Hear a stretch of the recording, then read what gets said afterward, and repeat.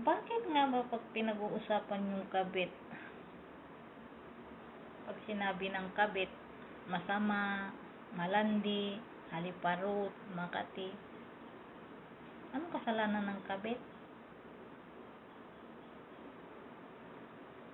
Bakit hindi nyo tanungin yung mga asawa nyo kung bakit sila nangabit?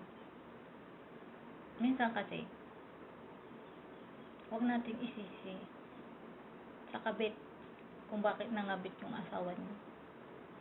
Kasi kung minsan, ang problema, wala sa kabit, kundi nasa asawa nyo mismo. Dahil sila yung may hawak ng obligasyon. Sila mismo yung nakakaalam kung ano yung estado nila sa buhay. Sila yung nangako sa inyo na hindi kayo iiwan, hindi kayo sasaktan. Pero sa kabila ng mga pangako na yun, sa kabila ng pagmamahal,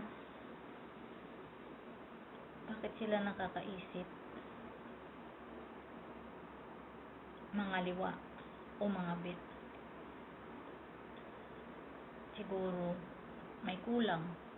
Siguro panahon na rin para ma-realize ng mga legal wife na once na nangabit yung asawa nila, huwag nila agad isisi sa kabit.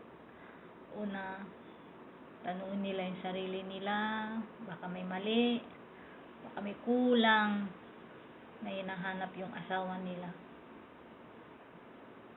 Pangalawa, tanungin nila sa asawa nila kung ano yung kulang pa na hindi pa nila, o kaya ano yung kulang na hindi niya makita doon sa legal wife. Bakit niya hinanap sa iba? Kasi kadalasan kasi mga kabit na tinatawag niyong malandi, maharot, makati, nananahimik yan sa buhay, tapos guguluhin ng asawa niyo.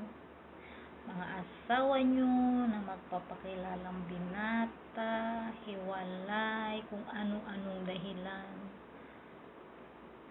para lang makuha yung puso ng babae na yun. Tapos at the end of the day, pag hook na yung babae sa kanya, pag hulog na yung loob ng babae sa kanya, saka na malalaman ng babae yung katotohanan na hindi na pala siya binata. Yung katotohanan, yung mga kasinungalingan lalabas na.